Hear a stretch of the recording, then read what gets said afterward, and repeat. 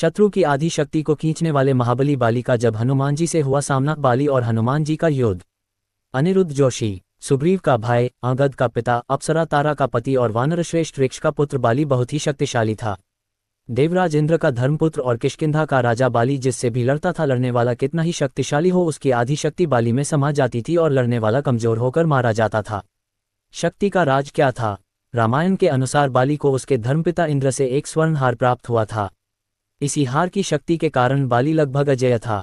उसने कई युद्ध लड़े और सभी में वह जीता। इस स्वर्ण हार को ब्रह्मा ने मंत्रयुक्त करके यह वरदान दिया था कि इसको पहनकर बाली जब भी रणभूमि में अपने शत्रु का सामना करेगा तो उसके शत्रु की आधी शक्ति क्षीण हो जाएगी और यह आधी शक्ति बाली को प्राप्त हो जाएगी। यही बाली की शक्ति का राज था। बाली ने कई योद्धाओं का हराया। बाली ने अपनी इस अद्भुत शक्ति के बल पर 1000 हाथियों का बल रखने वाले डंडबी नामक असुर का वध कर दिया था। डंडबी के बाद बाली ने उसके भाई मायावी का भी एक गुफा में वध कर दिया था। रावण ने बाली की शक्ति के चर्चे सुनकर उससे युद्ध करने की ठानी, लेकिन बाली ने रावण को अपनी कांख में 6 माह तक दबाए रखा था। अंत में रावण ने उससे हार मानकर उसे अपना मित्र बना लिया था। राम भी बाली के सामने नहीं आए। एक भ्रम के कारण बाली के मन में सुग्रीव के प्रति नफरत हो गई थी। इसी के चलते बाली ने अपने भाई सुग्रीव की पत्नी को हड़प कर उसको बलपूर्वक अपने राज्य से बाहर निकाल दिया था। हनुमान जी ने सुग्रीव को प्रभु श्रीराम से मिलाया। सुग्रीव ने अपनी पीड़ा बताई और यह भी बताया कि बाली किस तरह दूसरों की शक्ति को अपने भीतर खींच लेता है।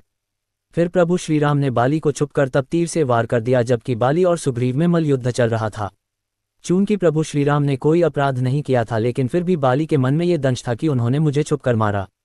तब प्रभु श्रीराम ने उसे वचन दिया कि तेरी यह पीड़ा दूर की जाएगी। जब प्रभु श्रीराम ने कृष्ण अवतार लिया तब इसी बाली ने जरा नामक बहेलिया के रूप में नया जन्म लेकर प्रभाव क्षेत्र में विषयुक्त तीर से श्री कृष्ण को हिरण समझकर तब मारा जब वे एक पेड़ के नीचे योग निद्रा में विश्राम कर रहे थे। इस तरह बाली का दंश या बदला पूरा हुआ। बाली का हनुमान जी से हुआ जब सामना। हनुमान और महाबली बाली के सामने की हमें एक कथा मिलती है। बाली को इस बात का घमंड था कि उसे विश्व में कोई हरा नहीं सकता या कोई भी उसका सामना नहीं कर सकता। एक दिन की बात है, राम भक्त हनुमान वन में तपस्या कर रहे थे। उस दौरान अपनी ताकत के नशे में चूर बाली लोगों को धमकाता हुआ वन में पहुंचा और चिल्लाने लगा कि कौन है जो मुझे हरा सकता है, किसी ने माँ का दूध पिया है जो मुझसे मुकाबला करे। हनुमान जी उसी वन में राम नाम जप से तपस्या कर रहे थे। बाली के चिल्लाने से उनकी तपस्या में विघ्न हो रहा था। उन्होंने बाली से कहा, वानर राज आप अति बलशाली हैं, आपको कोई नहीं हरा सकता, लेकिन आप इस तरह चिल्ला क्यों रहे हैं? ये सुनकर बाली भड़क गया। उसने हनुमान जी को चुनौती दी और यहाँ तक कहा कि रे वानर, तू जिसकी भक्ति करता है मैं उसे भी हरा सकता हूँ। राम का मजाक उड़ता देख हनुमान को क्रोध आ गया है और उन्होंने बाली की चुनौती स्वीकार कर ली।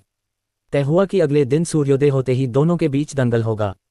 अगले दिन हनुमान तैयार होकर दंगल के लिए निकले ही थे कि ब्रह्मा जी उनके समक्ष प्रकट हुए।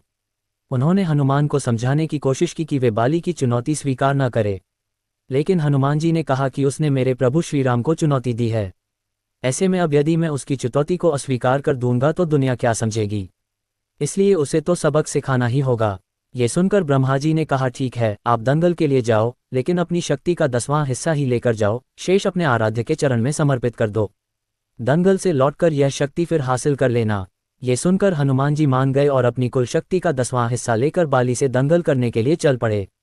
दंगल के मैदान में हनुमान जी ने जैसे ही बाली के सामने अपना कदम रखा, ब्रह्मा जी के वरदान के अनुसार हनुमान जी की शक्ति का आधा हिस्सा बाली के शरीर में समाने लगा। इससे बाली के शरीर में उसे अपार शक्ति का एहसास होने लगा।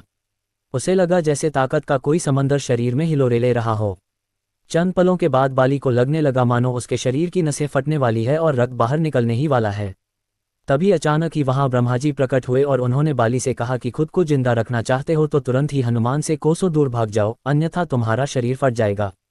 बाली को कुछ समझ में नहीं आया, लेकिन वह ब्रह्मा जी को यूं प्रकट देखकर समझ गया कि कुछ गड़बड़ है और वह वहां से तुरंत ही भाग खड़ा हुआ। बहुत दूर जाने के बाद उसे राहत मिली, शरीर में हल्कापन लगने लगा। तब उसने देखा कि ब्रह्मा जी उसके समक्ष खड़े हैं। तब ब्रह्मा जी ने कहा कि तुम खुद को दुनिया में सबसे शक्तिशाली समझते हो, लेकिन तुम्हारा शरीर हनुमान की शक्ति का छोटा सा हिस्सा भी नहीं संभाल पा रहा है। तुम्हें मैं बताना चाहता हूं कि हनुमान अपनी शक्ति का 10वां भाग ही लेकर तुमसे लड़ने आए थे। सोचो यदि संपूर्ण भाग लेकर आते तो क्या होता। बाली यह जानकर समझ गया कि मैंने बहुत बड़ी भूल की थी। बाद में बाली ने हनुमान जी को दंडवत प्रणाम किया और बोला, अथाह बल होते हुए भी हनुमान जी शांत रहते हैं और राम भजन गाते रहते हैं, और एक मैं हूं जो उनके एक बाल के बराबर भी नहीं हूं और उनको ललकार रहा था। मुझे क्षमा करें हनुमान। जय Shri Ram. Subscribe, like, comment में जय श्री राम लिखें।